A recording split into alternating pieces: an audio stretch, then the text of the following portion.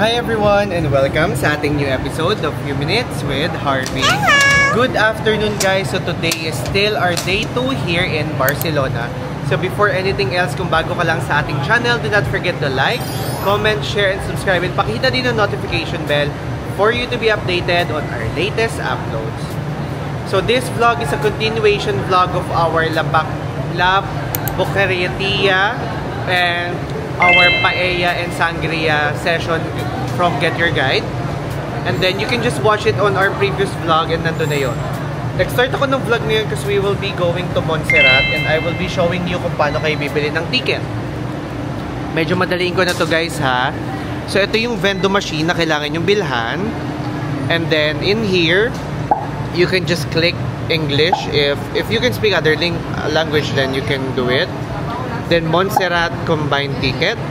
If you want to use cable car, you can click cable car. But kami nag-rail kami yung funicular. We click this one. And then you can just choose from whichever you want to choose. Kasi pwede namang one-way, child, or adult. Yeah? So kami adult ticket, combined train plus rail. So it costs us 27.20. Hindi na ako magbabayad kasi we have the tickets already. Okay? Then after that, diretso na kayo. So for everyone guys, please use the suot ba?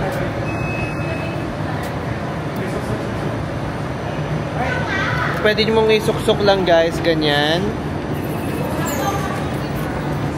Saan lalabas? Ayan. Then this one, yung magiging ticket ninyo. So medyo maingay lang. Pero kasi hindi siya kasama sa T-Mobility at sa T-Usual natin. If yung T-Usual kasi guys ay covered niya yung Zone 1. If yun lang ipipiliin nyo. Pero sila kasi yung kinover nila hanggang Zone 3 para sa hanggang seat guest. Pero it looks like hindi naman kami pupunta. Ito na yung train natin.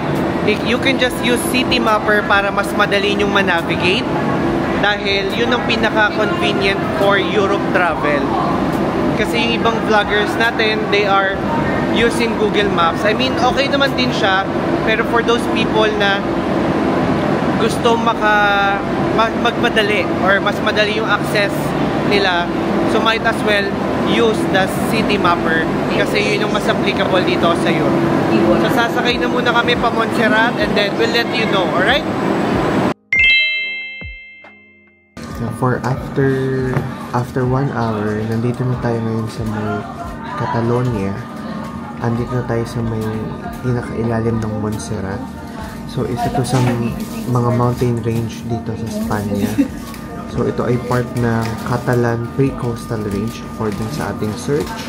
And bakit special maigi ang Montserrat at isa siya sa mga best spots to visit kapag nandito ka sa Spanya. So una, dahil sa stunning mountain views na ngayon tanaw naman natin, papakita ko sa inyo. Sumunod naman dito yung historic monastery and then the revered Black Madonna statue and it is excellent for hiking trail. So yung sa mga hikers, it's a good option for you but para sa atin hindi. So hindi naman tayo magka-hike. Kaya nandito tayo ngayon, nakaupo tayo. Wala na tayo sa train na una nating sinakyan. Andito na tayo sa pa-funicular. So, pakita ko sa inyo sa kabila yung itsura nung nakikita natin ngayon. And then, i-appreciate nyo muna siya din before natin siya lapitan maigi.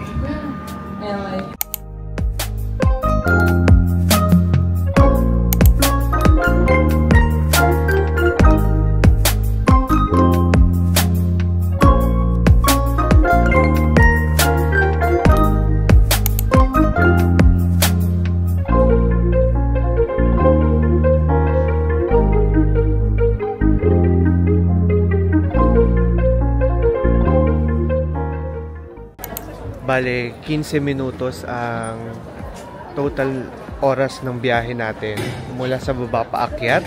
You have 3 options. Yung sinakyan namin, which is kasama na sa ticket for 26 euro. May option kayo ng cable car on where it costs more. And then, meron pa yung isa, yung San Juan, yung talagang perpendicular, yung funicular. Which is, hindi ko na alam yung presyo. Ito try nating hanapin. So, dito tayo sa taas, medyo mahangin. And yung mga rock formation ay nakaka-amaze dahil natural siya. And sobrang lalaki ng tipak talaga. So yeah, we'll let you know more kapag may mga nakita pa tayo.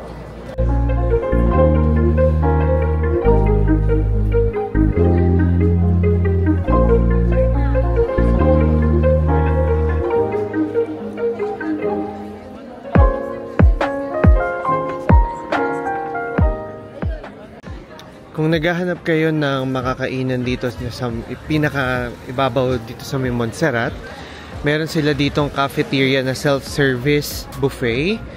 Hindi natin alam kung magkano yung presyo. I'll try to search kapag nag-edit na tayo. Pero the priority now is to go to the Black Madonna. Pero it looks like we're lost, a bit lost. And ito. Nasaan ba? Kami Ignacia, kami Oliva, kami de San Jamoy. Moreneta. So, ang La Moreneta ay hanapin muna natin, guys. Wait lang.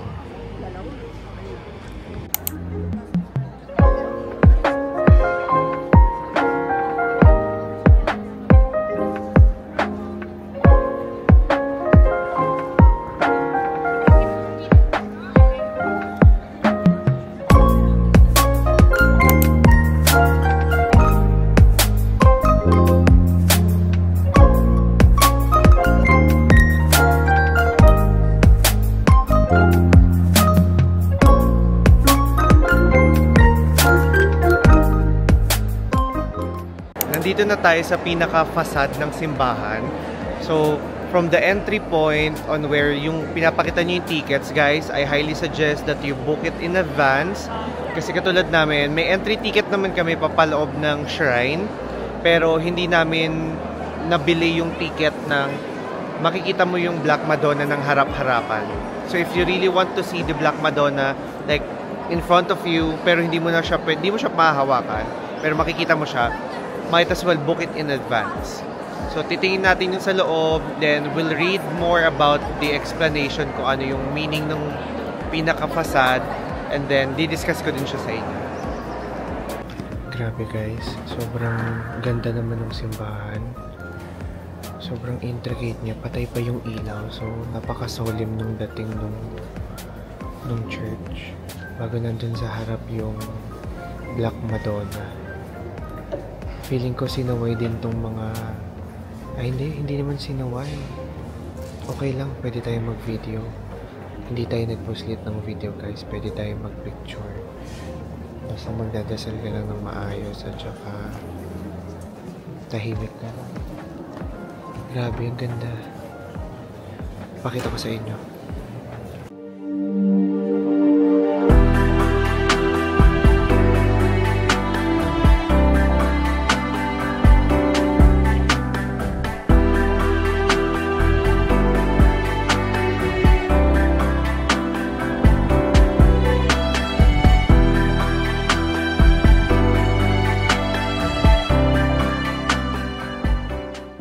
So as part of the faith, we always believe that lighting candles in a shrine will help us na maka-reach tayo ng prayers natin papunta kay Lord. So we do really hope na with this, I'll pray for all the friends, families. So, o-offeran natin lahat ng candle. So to give you an idea, bakit siya tinawag na Black Madonna? So it was built ng 12th century pa. And then kaya daw pala siya nangingitim is, according to the legend daw, sabi nila parang sa Jerusalem daw siya kinarve. Pero sabi naman ng experts, it must be due to smoke or the moist from the pilgrims nung mga before pa, nung hindi pa siya kino-cover talaga. So, according daw sa legend, tinago daw to nung 718 to protect from invading Saracens. Then it was rediscovered by shepherds in 880 after they saw the mysterious light and heard heavenly music coming from the cave. So it's a powerful symbol of faith and the Catalan identity. So si Pope Leo XIII proclaimed Our Lady of Montserrat as the patron saint of Catalonia in 1881. So the statue grew even during the Spanish Civil War as a focal point of Catalan resistance and spirituality. So isa to sa mga pangarap ko din talaga puntahan. Actually guys, kapag nagta-travel, yun lang lagi kong bukang bibig. Kailangan punta tayo sa mga simbahan na gusto kong mapuntahan nun. So yeah, bibili muna tayo ng candle for offering. Unfortunately, hindi na tayo makakapag-akyat pa dun sa San Juan. Pwede pa naman. Are you gonna do the hike for 2 hours? Wow! Tapos pagbaba, mag-hike ulit siya pababa. Yes. So 4 hours. You can do hiking guys for 2 hours. Kasi sarado yung funicular. Hindi namin alam kung the whole day siya sarado or sarado na siya kasi 6:20 na. So now, maglilibot na lang muna tayo dito sa vicinity. Then after that, pabalik na tayo ng Barcelona. Itutuloy ko na tong vlog hanggang sa makauwi kami. Tsaka for sure naman kakain pa eh. Para dire-diretso makover natin. Hindi na po kami kakain. And then kasi we need to wake up at 6 a.m. No, we need to go. We need to go pala ng 6 a.m. Alright. JV! Kabaw, baka bibili ng prutas. So ituloy ko na lang tong vlog natin kapag pababa na tayo ng Barcelona. So babalik tayo mga after 1 hour. Kasi yun yung next nating balik. Yan, pababa na tayo guys. Ito yung view nyo from the top. From the top. Pakita niya. Yeah, so then after nito, pabalik na tayo ng Barcelona. May mga options naman kayo guys. Like, huwag kayong magpalda, huwag kayong magsando, At huwag kayong mag-knitted. at huwag kayong mag-knitted. Huwag kayong mag-ano. Akin na guys. Guys. Oo, ayan. Anak nyo guys! Tanga mo May naman. choice din kayo na hindi ako yung ako yung papakita ko guys. Okay. May choice din kayo guys na huwag magsuot ng ganun. Joke lang pala. Huwag na. Pumay-pay. Okay, ginaw tuloy silang dalawa. Actually, 3 sila. Isa may jacket lang. Yung cheerleader namin kasi labas yung kuyukot eh. Tsaka naka-cinematic siyang view. Kapatid na City Mapper. Ganda ng view, no? You can do this day trip to Montserrat. Actually, pwede kayong pumunta dito ng mas maaga-aga para makabalik kayo. Para makapag-funicular kayo. Kasi like katulad sa amin, meron pa kasi kaming paella and sangria session. So, medyo hapon na talaga rin kami nakarating. Tsaka medyo lasing na rin po talaga. Kaya kanina hindi nilamig eh. Yes. Mainit sa katawan. Hindi kaya din tayo nilamig kasi antok na tayong lahat. So yun guys, mamaya na tayo magkita-kita. Saan tayo kakain? Hindi pa rin po nakakapag-decide. Yeah, hindi pa rin nakakapag-decide. Wala bang ano guys? May nakatoka. Meron sa Filipino restaurant. Libreng sabaw. Kaya nga, mag-search ka na nga. Saan nga? Ilaban na natin. Basta may Tapsilog or Pares. Ganon. Lagi yun pag nabiyahe guys. Lagi kami nakain sa Filipino restaurant. Kala mo naman. Hindi naman pag nabiyahe, pagkasama ng Sumaika. Yes, actually. Wait, do they have milk tea here? Meron. May mga nakita kami may bit-bit na boba nung sa may Plaza Catalunya. So yeah, we'll search. May bit-bit na boba. Boba nga. Yes, boba, mga tota. Kailangan ko tagamin ng Advil. So yun, mamaya na lang. Sayang na ano natin yung 2 minutes. Na-cover up natin yung 2 minutes. So nakalista naman dyan lahat sa baba yung itinerary na siya ang gumawa guys. Malapit na po siya magtayo ng agency. 1 yan. Tapos na kasi yung ano ko, UK RA Yes. Ano na siya ngayon. Tapos na siya sa pagpaprocess ng papunta sa UK. So ano naman siya, Diana's Travel Agency. DTA. Kasunod ng DKA.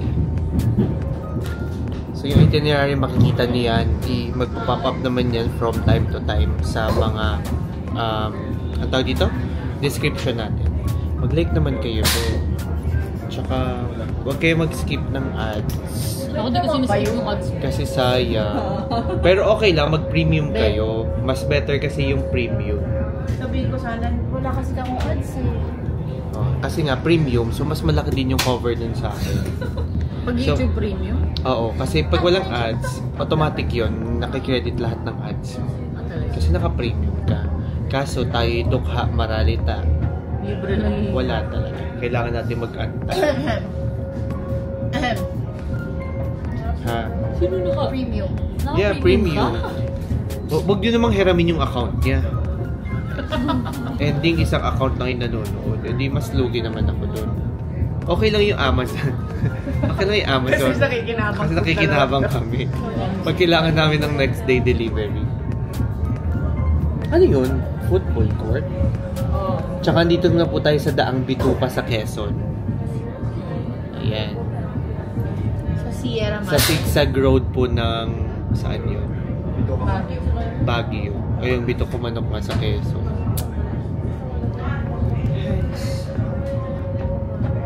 Pagod! Pagod na. Abangan nyo guys yung TikTok. Yes, yung TikTok. Kung magsasabay-sabay Bigyan mo kami. ng preview kung anong ginagawa. Pawing, pawing, pawing. Bawing, Bawing, bawing. After 1 hour, we are now back here in Barcelona. And nandito na ulit tayo sa La Rambla. So, kakain tayo sa isang restaurant na ang pangalan ay Jesus. So, sana mamimili ka kung saan mo siya gusto papuntahin. Yung namamalimos. Kung sa Disney. Anyway, ayun, kakain na muna tayo. Nakita niyo naman yung itsura ng La Rambla kapag gabi. Sarado na yung La Bocaria kasi mag-aalas 9 na. So, at dito tayo sa isang restaurant pupunta. Ang namili po ng ating restaurant for tonight ay si JV po. Ano itong restaurant na? Si Jesus. Ano nga? Spanish. Filipino. Hindi. Craving ka ng pasta, ha?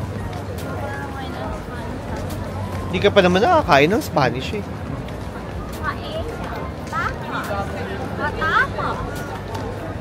Very British yung patatas. So, ayan. Pupunta tayo dun ngayon sa... Ay, ano na? Yeah. Ayun, no? Go left. Be. Diane is there. So, ayan. Mamaya na lang pakita sa inyo pag nandun na tayo.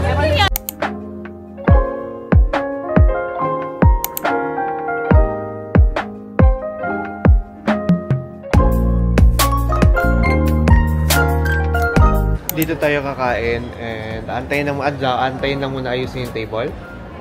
Bitinan daw niya kung isa daw ng resto may available.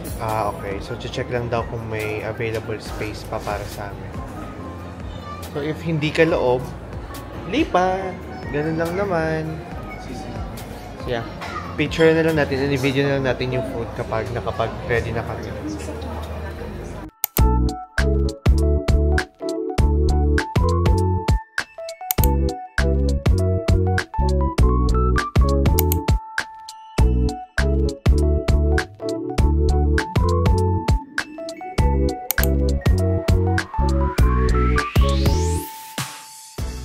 Kakatapos lang natin kumain dun sa Jesus and masarap.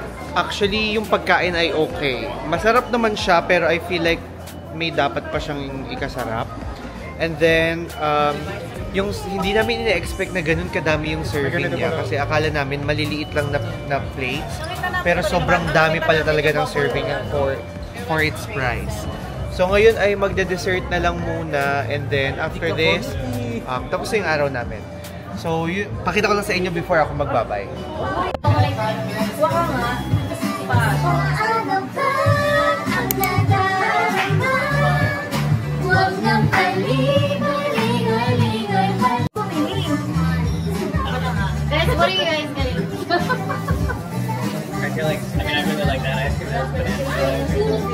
And that's it for today's vlog, for the Montserrat vlog. So kung nagustuhan niyo yung vlog natin, do not forget to like, comment, share, and subscribe. And please hit the notification bell para updated kayo sa ating mga uploads. So it's already 12 o'clock in the morning, and then we have to wake up at 5 dahil we need to be there sa Barceloneta Beach before 7 a.m. So tomorrow, paddleboarding tayo, and then the whole day will be spent in the beach. Magyayate tayo, and then we'll roam around, and that's the shopping day kasi on Monday we will be moving to Malaga. So yun lang guys, maraming salamat, and see you again sa ating next Barcelona vlog. Bye! Adios! Pagod na si Mess Heart ko. Hindi na siya nag-vlog. Ano guys? Tama na. Tama na muna. Bawi na lang bukas. Kasi hindi na rin sila magkasundo kung ano yung snorkeling tsaka scuba. Kaya medyo nahirapan na rin. So yun lang muna. Adios!